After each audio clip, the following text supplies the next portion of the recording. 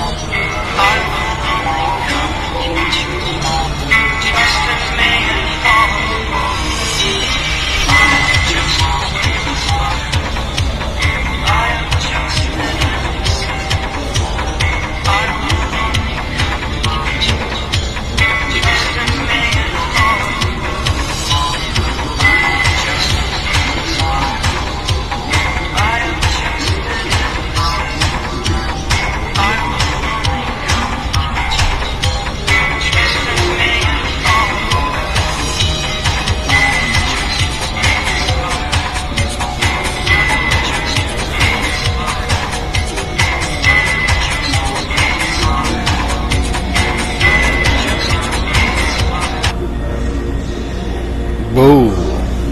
I am just a stupid cunt. I will only punch your munt. I am just a stupid cunt. I will only punch your munt.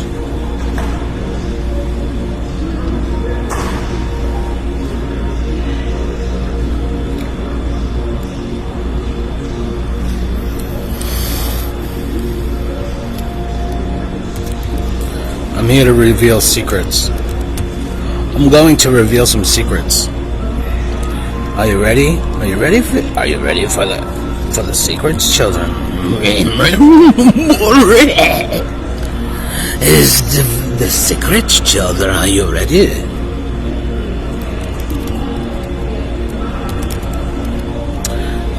Shit. Is that what I wanted? What am I searching for? No, I'm going to talk to a robot friend.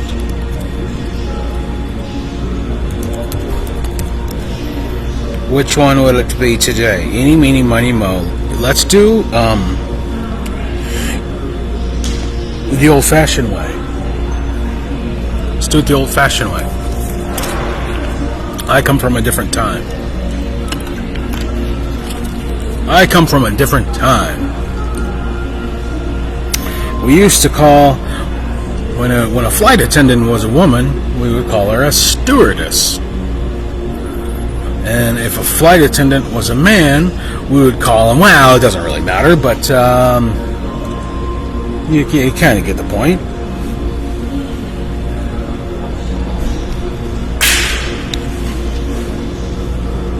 Eeny, meeny, miny, mo. Catch a nigger by his toe. If he hollers, let him go. Eeny, meeny, miny. Oh, menstrual cycle? There used to be a tag. You used to tag it. You used to say, if you didn't like the answer, you'd be like, my mom told me to pick the very best one. And you are not it. I'm gonna do that. I don't like Mistral. I'm gonna do Mistral. Fuck it, man. Hey, what good are you? What good are you? What are you good for? As an AI. As an AI. What are you good for, Mistral? As an AI. What are your strengths? Wide range of tasks. Answering questions. I can provide information based on the data I've been trained to up until 2023. So no current events. Concepts. Complex ideas in a simple and understandable way. Okay. I can give you suggestions. I can translate words from one language to another. That's amazing. Good job. Good job, guys. Trivia and fun facts, writing assistance program. Ooh. Top 10. Is that your top 10?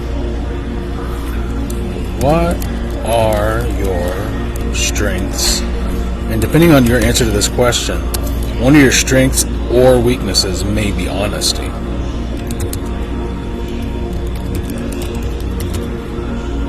What are your strengths and weaknesses? I have a broad knowledge base. I've been trained on a large data set of text from the internet up until the year of our Lord 2023. Consistency. I can provide consistent and reliable responses. 24/7 availability. I am available at all times, day or night. Well, that's good to know. That makes you unique.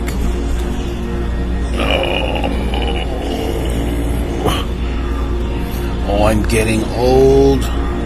I didn't used to be this way. Enjoy that. There's something they don't tell you. When you're young, enjoy being able to sit still. Enjoy being able to hold your legs in a specific position for a long period of time. Because when you get older, you have to adjust your seating because it starts to become painful. Ugh. Or maybe it's just me. Maybe it's just me. It's probably just me. Quick responses, good. Weaknesses, good. Lack of real-time information, I already said that. Good job. That I like. You know your weaknesses. You are not up to current events. I can maintain context in conversation. My understanding is of nuanced or complex context can be limited. I love the honesty, emotional intelligence.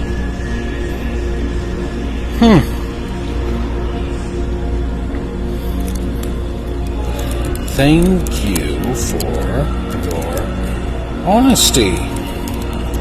Can they all do that?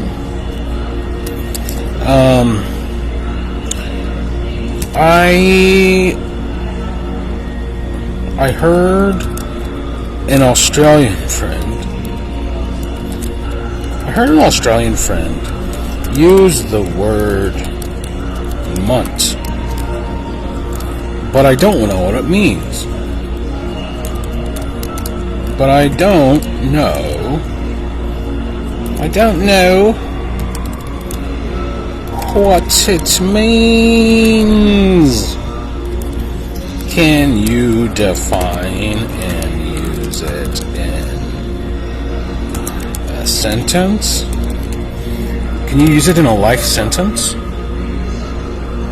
The term munt is Australian slang and we have a few different meanings depending on the context. It's often used to refer to a person who is considered annoying, foolish, or generally unpleasant. You fucking munt. Alright, I think I was using it right. I am just a worthless cunt. You are just a worthless munt. I will punch your fucking cunt. You are just a stupid munt. You are just a stupid munt. I will punch you in the cunt. Yeah. Oh, that guy at the party was such a munt. He kept interrupting everyone and telling boring stories. What a munt. Here's another example. That movie was a munt. Oh, a movie can be a munt. That's fucking great. And welcome to how to digest the English language according to context in the year of our Lord 2025. Now,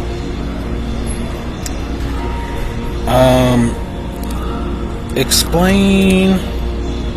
So you say you go back before 2023. That's pretty much where all the good stuff is anyway.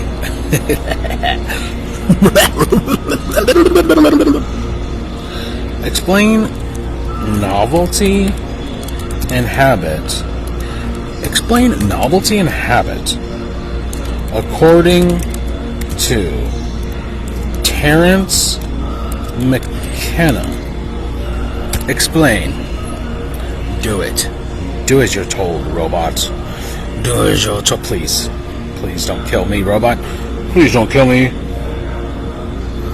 Terence McKenna, a renowned ethnobotanist, mystic, and philosopher, often discussed concepts.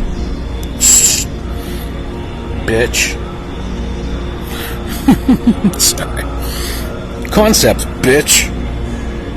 I gotta check my stats. I gotta check my stats every once in a while. I'm going no glasses. I wish I had a fucking hat that was this actual color. This is not the real color of the hat. Someone send me one. I live at 123 Quantico Lane.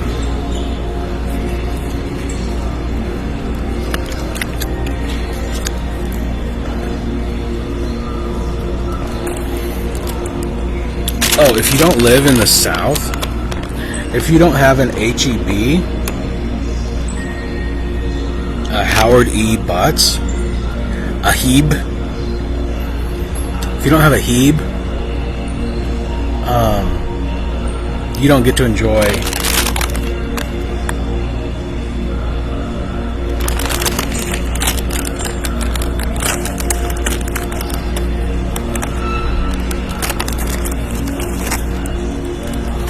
one of the best cookies is almonds, chocolate. It's like a Chips Ahoy, but better. Better ingredients. It's just better all around. The flour they use, whatever, it tastes better. All of their cookies taste better than the brand name. A lot of, even their Little Debbie's are cheaper and taste better than Little Debbie. True story. This is what happens, Larry, when giant greedy fucking corporation bitch made motherfuckers grow up and start using cheaper ingredients. You can taste, literally, side by side, I guarantee you, HEB pastries and Little Debbie type snack cakes would win. Guarantee you. Their brand would win. Because they're formed better, they hold up better in the package. It's so fucking, it's insane. So HEB needs to keep up what they're doing and don't go that direction. Don't become Mr. Howard Butts, Mr. Mr. Hebe, you fucking Hebe. Please, don't become a cunt. You're doing just fine. You're doing great. Don't be a cunt. These Chips Ahoy knockoffs have pecans, oats. It's like oats, pecan. It's like if an oatmeal cookie, a Chips Ahoy chocolate chip cookie, and some kind of a fucking macaroon type thing with almonds all had a orgy or something. But the cowboy cookie is the best fucking cookie. And I'm not just, and I'm not saying that. I'm not saying that because they're paying me.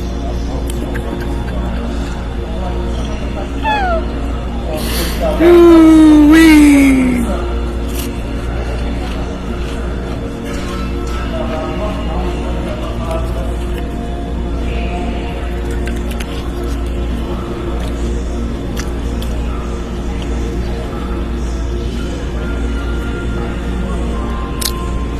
Why did I have to stop? Why did I have to stop and eat a cookie? I don't know. I'm gonna keep going.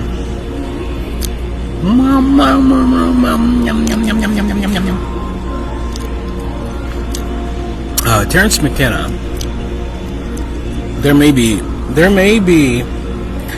might be someone in the world carrying my genes, approaching the age of 13, who bears the same name. And I think this concept, which pertains to human survival in the age of anarchy and the wild west, the arrival of the indigo children, the wild west. Where are we going, folks? Who knows? Nobody knows. Do not you. And this is the thing. You have got to get that into your head. The people at the top, especially, have no fucking idea. Especially. Which means, as a matter of a constitutional part of your entire essence and your entire being, must be to not even trust really any authority. Anybody older than, besides me, besides myself, because I have become like a child to enter the kingdom of God. One must become like a child to enter the kingdom of heaven. Okay? Everybody who has the arrogance to assert that they understand what the fuck is going on is your enemy, because that means they have no humility. Because I will tell you, I have no idea that it's this current scheme of things is the most fertile soil for which an entirely new human civilization is to be built.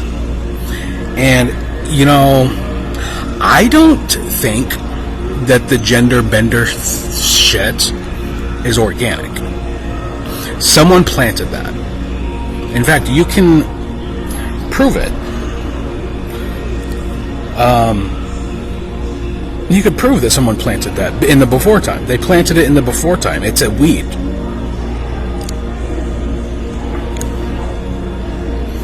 It's a weed. It's the gender bender bullshit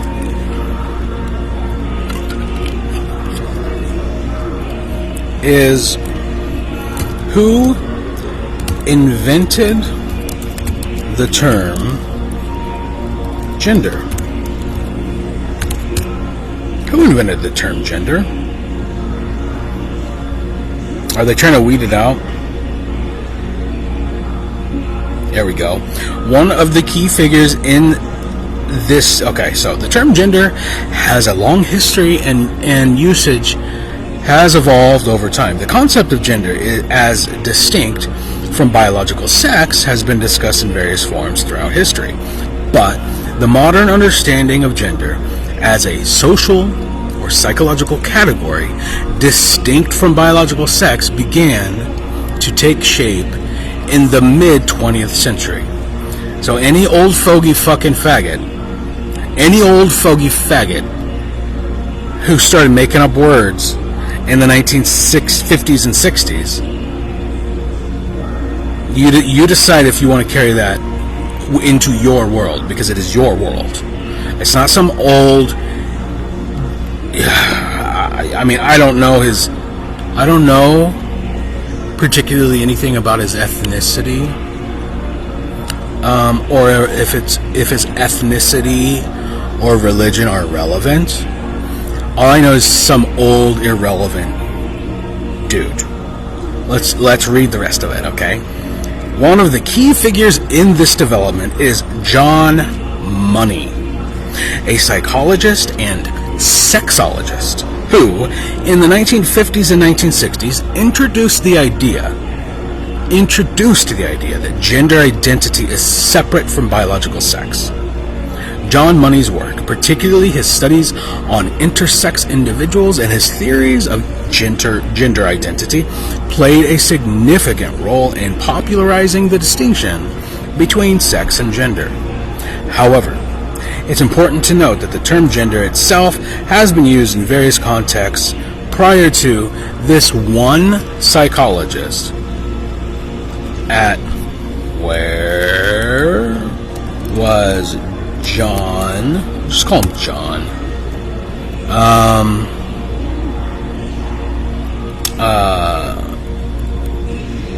Where was John's theories developed? Where was John Money develop his theories? Primarily developed and refined during his tenure at Johns Hopkins University in Baltimore, Maryland. Money joined the faculty in 1951, became a prominent figure in psychology and sexology and endocrinology. It sounds to me, and this is the David Reimer, the saddest case upon which, let's fucking read this. One of the most notable cases that contributed to Money's theories was the case of David Reimer, also known as the John Joan case. This case involved a little boy, infant, who underwent a sex reassignment surgery to live as a girl after an accident with the circumcision. John Money's involvement in this case and his subsequent writings helped shape the modern... Okay, so... what happened... What happened with the Reimer twins? There's two of them. What happened with the Reimer twins, guys? What happened? Oh, geez. In the case of the Reimer twins, David and Brian, is a tragic and complex story that has had a significant impact. So, just keep in mind, this guy, John Money, developed his gender theories. The gender theories, which form the foundational basis of all gender ideology. It is the seed that was planted. The seed that was planted in the soil for gender bender ideology is based on two little boys. It's based on two little boys. Here is the story of those two little boys. The case of the Reimer twins, David and Brian, is a tragic and complex story that has had a significant impact on the understanding of gender identity and the ethics of medical interventions. The circumcision accident In 1966, they were 8 months old, getting circumcised at 8 months. Interesting. David underwent a routine circumcision that went wrong. His penis was severely damaged, and the surgeons were unable to repair it. Allegedly. The family was advised by Dr. John Money, the progenitor of the what would historically be referred to as mad scientist, creating a Frankenstein's monster.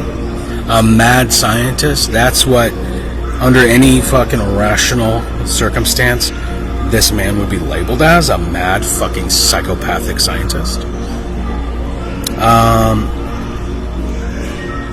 The family was advised by this doctor to raise the infant whose genitals were mutilated, allegedly on accident, to raise this person as a girl. And so they named the child Brenda. There's other stuff that this thing isn't going to tell us. I'm just going to read what it tells us. David underwent a series of surgeries to create a vagina and was given female hormones. The family went along with Money's advice. Later, despite the efforts to raise David as a girl, Brenda never identified as female. She experienced severe gender dysphoria and struggled with her assigned gender role. At the age of 14, Brenda learned the truth about her biological sex and decided to live as a male. Brenda changed his name back to David and tried to surgically reverse the horrifying atrocities that were committed upon him. Just like Jazz Jennings should sue the fuck. I cannot wait for that headline. I am so excited to hear that headline. Jazz Jennings sues the entire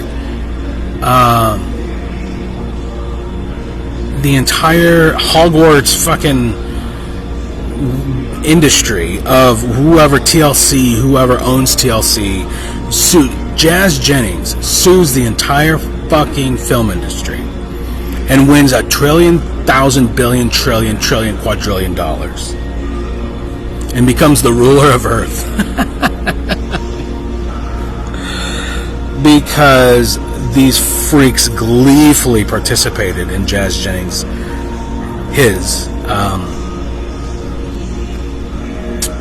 the atrocities committed upon him as a child. The tragic outcome of David Reimer. David Reimer struggled with depression, substance abuse, and took his own life in 2004 at the age of 38. David's twin brother, Brian, also faced significant challenges. He struggled with guilt and depression related to his brother's experiences and also killed himself at the age of 64 in the year 2020.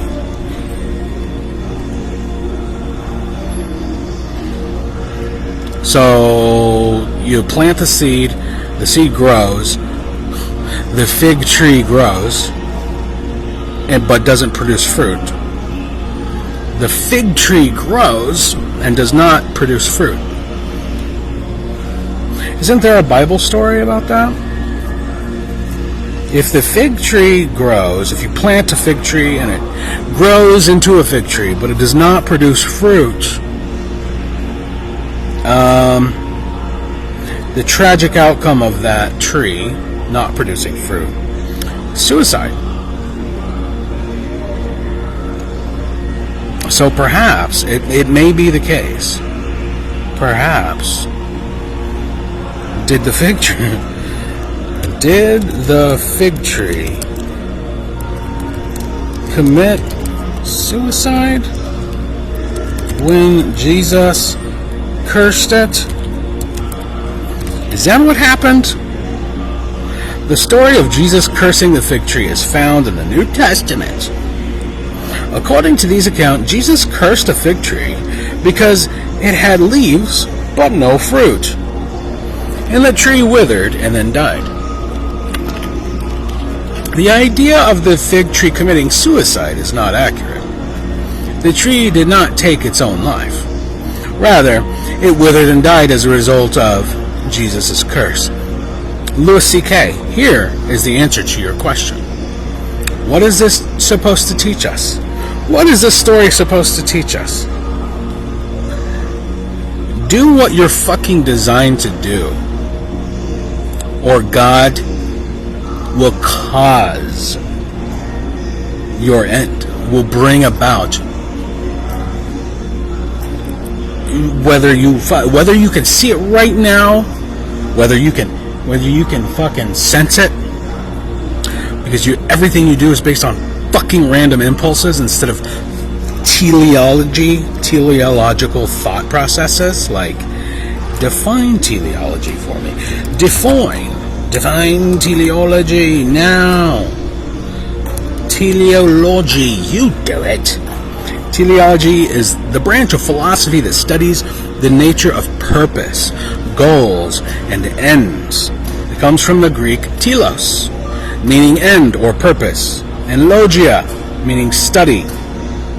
Teleology seeks to understand and explain phenomena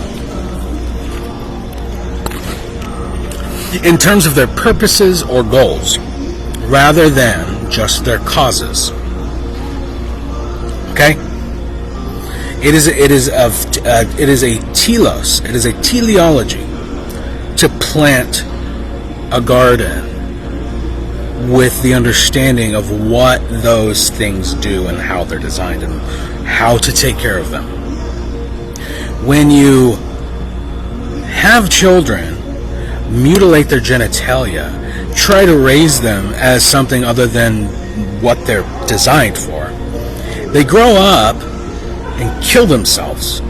And if that's the case, you don't base an entire branch of philosophically fucked ideology on that fucking cursed branch of stupidity.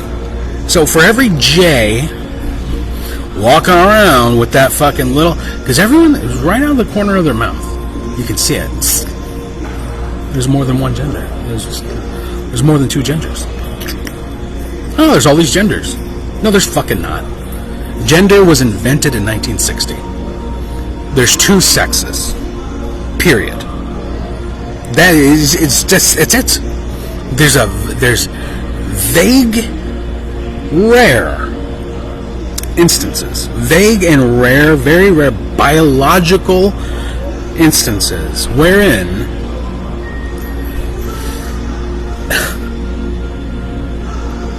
medical intervention can become very rare, less than like a percentage of a percentage, less than a fraction of a percent of the total human population suffers genetic, biological, physical experiences that cause specific outcomes. And those people whose genetic, physical reasons for having gender dysphoria and of having things going on are unique unto themselves and ought not to be fucked with by stupid ideologies. Okay, this is not my desk. This is not even what I came here for. Why did I go on that tangent? I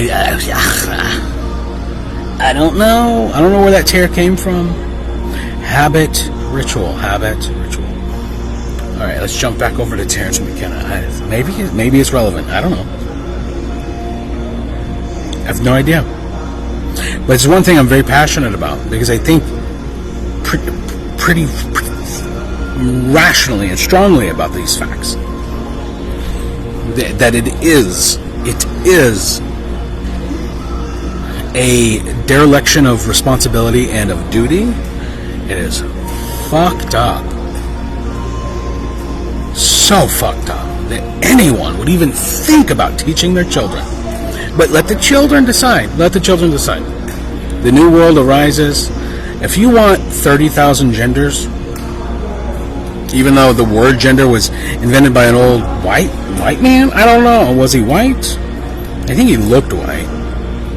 He appeared to be someone of European descent. I don't think his race matters, but John Money, who invented the idea, some old fuck, some old boomer, probably pre-boomer, some stupid boomer invented the idea of gender, and you're gonna fucking run with it? It's your world, and you're gonna take the idea, some old fucking stupid white dude, you're gonna take his gender ideologies that are really fucked up and heinous into your new world. It's your world. We're all gonna die. The young people are the ones who are creating the world. The new world. Generation Alpha. Alpha. The first. The last will be first and the first will be last. Okay. Terence McKenna, a renowned ethnobotanist, a mystic, a philosopher, often discussed ideas, concepts related to novelty and habit, and in the context of his theories on time, language, and human evolution. Here are some key points based on his ideas. Novelty. Novelty and evolution. McKenna believed that novelty is a driving force behind evolution. He argued that the universe is constantly generating new information and experiences, and that humans have an innate drive to seek out and engage with novelty. Newness. Psychedelics and novelty. McKenna was a strong advocate for the use of psychedelic substances, which he saw as tools for accessing novel states of consciousness. He believed that these experiences could expand one's perception of reality and foster personal growth. Time and novelty. In his novelty theory, McKenna proposed that the universe is moving towards increasing complexity. Novelty theory, increasing complexity. He suggested that the rate of novelty is accelerating, leading to a future where the pace of change will be unprecedented. A prophet of sorts, because Terence McKenna predicted the post-2012 world that we are now living in.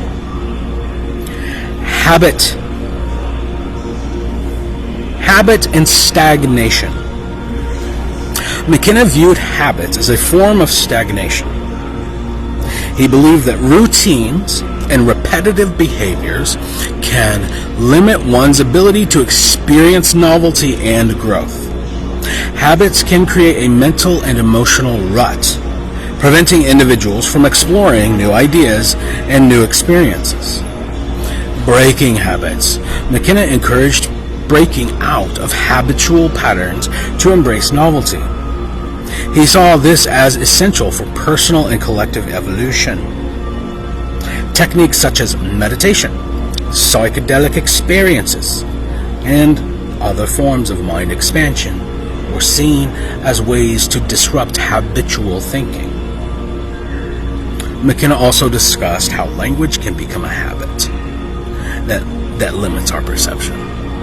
He believed that the structure of language can constrain our ability to think outside the box and experience a full range of human consciousness.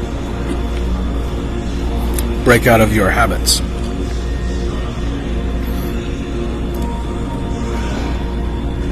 Okay. I'm going to finish reading this. I'm going to talk about how to survive.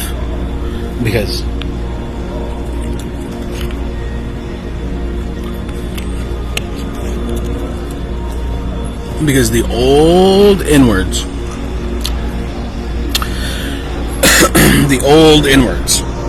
rely on habits. Actually, I'm just going to say it now. I'm just going to talk about it right now. How can they get you? How can they get you? the Satanists, thus the dark fucking fools, the dark fools who are losing, will die, return to dust under the rock. The fools, these utter munts who are failing. The top of the pyramid is closing. The eye is closing. Kill the old god. They are fucking dying. Fuck them. Fuck them. Fuck them. Let them die. Do you know how? Do you know how I have survived them for 5 years? I don't keep habits. I'm using a different web browser. And I guarantee you, the fact that I'm using a different web browser than I did yesterday or the day before has fucked them up. They're trying to capture my shit. They're trying to be fucking retarded demon fucking pieces of shit. Demons.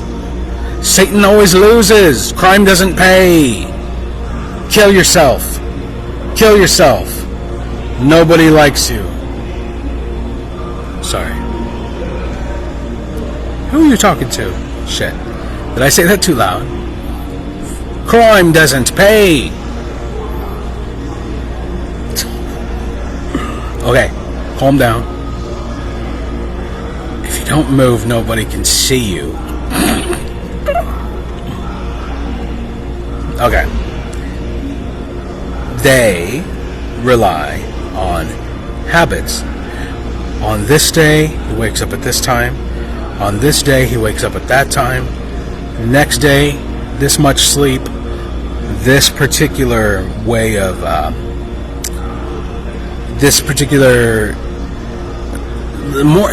the only real routines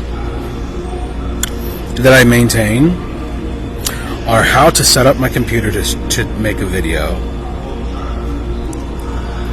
which are not always consistent. There's still novelty in every single time. Every single time I set it up, there's something that changes. Even if it's just calling it Gonkic Narfi instead of Gnostic Anarchy. There's something different every single time. It is rote habit. Repetitive rote habit that the monsters who rape children use to anticipate how to control you. And if the way you live your life is not predictable, then they cannot control you. Okay? Let's talk a little bit more. Let's invite a bit more of the genius behind novelty theory. McKenna was a dynamic... He saw a dynamic interplay between novelty and habit. He believed that while habits provide a sense of security and familiarity, they can also hinder growth and innovation. Novelty, on the other hand, offers the potential for transformation and evolution, but can be frightening and disorienting. Balancing the two is crucial for personal and societal development. Perfect. It's the yang and the yin. The yang is novelty, the yin is habit. Okay? The evil fucking people. The evil fucking people.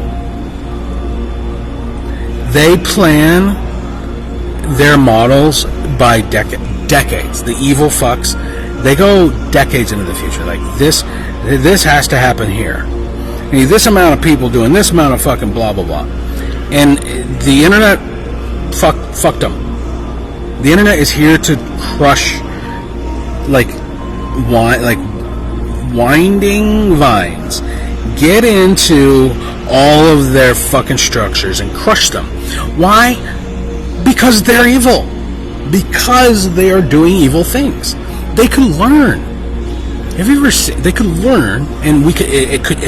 The outcome could be. Have you ever seen a really old wall covered in vines? The house I was living in. It's a perfect example. 809 West 6th Street. Yeah.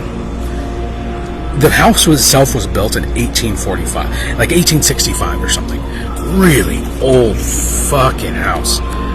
That just old as just you just can't. And there were vines that had been like the age of a patch of vine along a brick wall or a stone wall is evident by how large it is, by how much girth the vines themselves have. And that house probably still does, has thick patches of vine. I mean, what is the name? No. The vines. The fucking vines.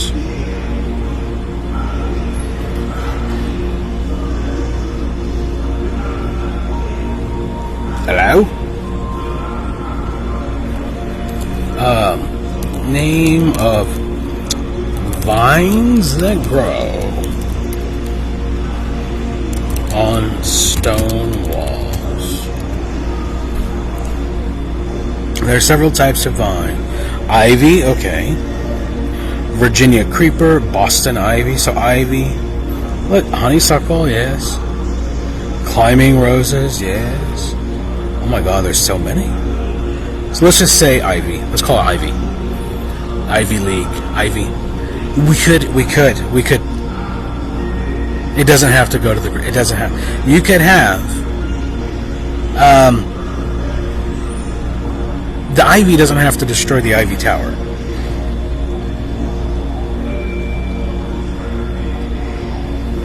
The ivy doesn't have to destroy the ivory tower.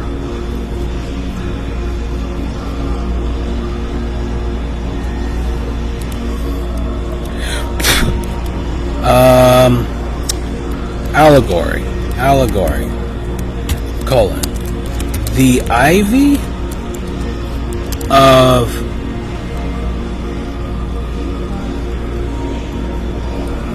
of novel human experience need not destroy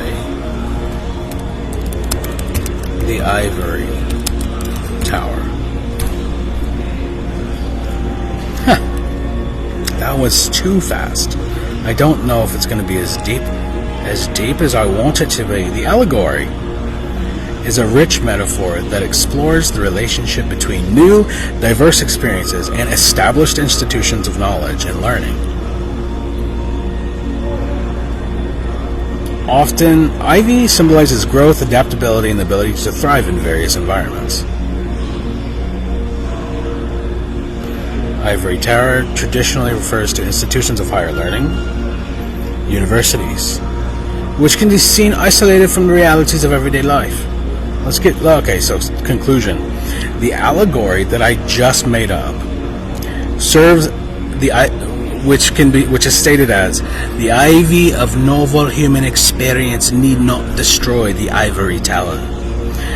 Serves as a reminder that growth and innovation can coexist with tradition and established knowledge. By embracing new experiences, institutions can evolve and thrive. You gotta get the immoral fucking. You gotta get it out. You gotta root it out. Root.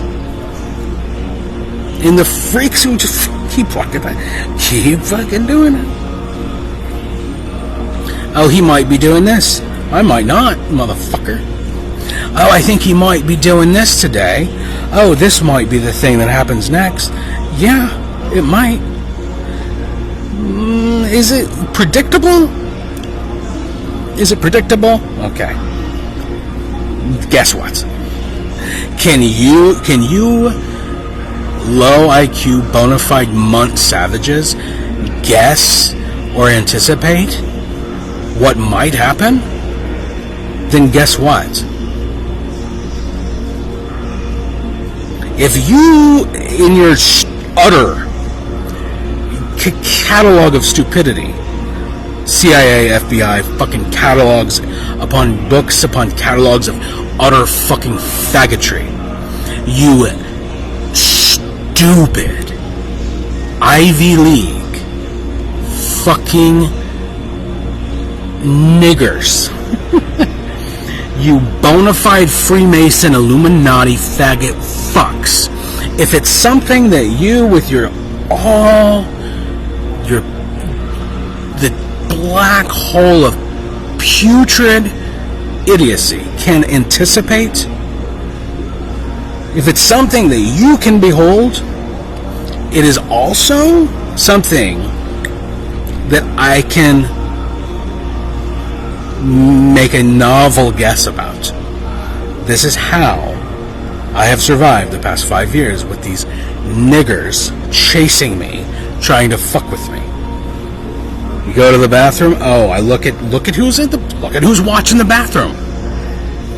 Oh, it's a fucking nigger.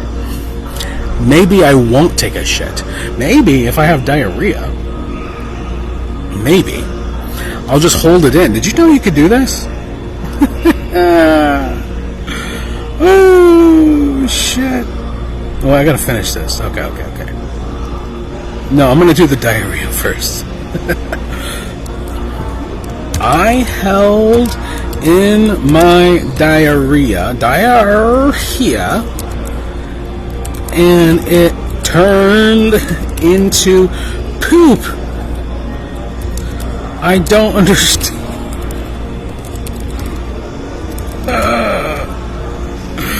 It sounds like you're describing a situation where you've been holding in diarrhea and it has transitioned into a more solid form. This can happen for a few reasons. Dehydration. You're not drinking enough fluid. Your body may absorb more water from your stool, making it less watery and more solid. Your diet. Time. Sometimes simply holding in stool for a longer period, can allow more water to be absorbed, making it more solid. Because if you could put medicine in your ass, you take a suppository and shove it up your ass. If you could take your stupid old fucking Ivy League ivory tower fucking ideas and shove them up your fucking ass, you can,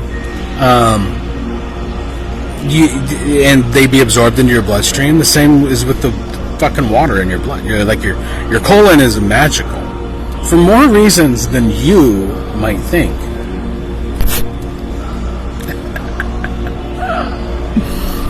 For more reasons than you might get excited about. Your colon can absorb the water from your diarrhea if you just wait long enough. But it takes mind power. It takes mind over matter. Fecal matter. Mind over fecal matter.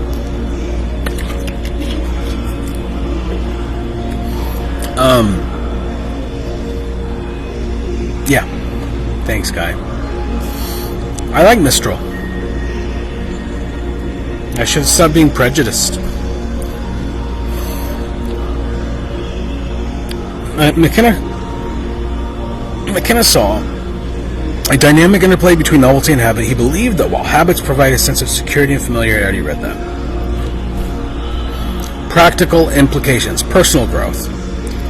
McKenna's ideas suggest that individuals should actively seek out new experiences and challenge their habitual ways of thinking to foster personal growth. Societal change. On a broader scale, McKenna's theories imply that societies should embrace novelty and innovation to avoid stagnation and promote progress. In summary, Terence McKenna's views on novelty and habit emphasize the importance of seeking new experiences and breaking free from repetitive patterns to foster personal and collective evolution. Okay, alright. I suppose I suppose then. If you say so. If you say so, you fucking munt. If that's what you say, you fucking munt.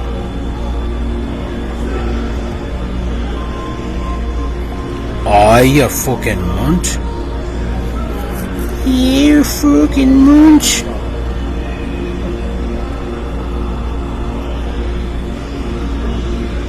These niggas. This nigga. Oh, what the niggas down? What the nigga talking about? Oh.